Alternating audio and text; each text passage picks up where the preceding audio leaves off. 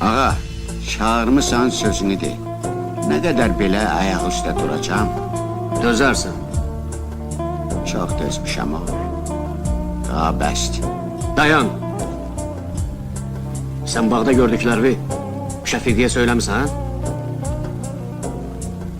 Son vaxtlar o məndən belə bir təhər dolanır. Yoxsa sən mərdumazarçılıq eləmisən? Mən niyə? Özünün gözü yoxdur. Var dövlət, ağlını başından çıxarıb yaxşı ilə yamanı ayıra bilmirsən.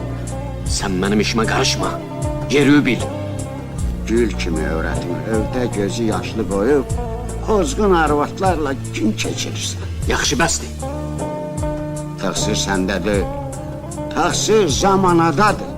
Düzlük yox, Allah qorxusu yox, namus, vicdan, qeyrət. Bəsdir. Kes sesini. Qışqırma. Rədd ol. Bizim onsuz da gedəcək.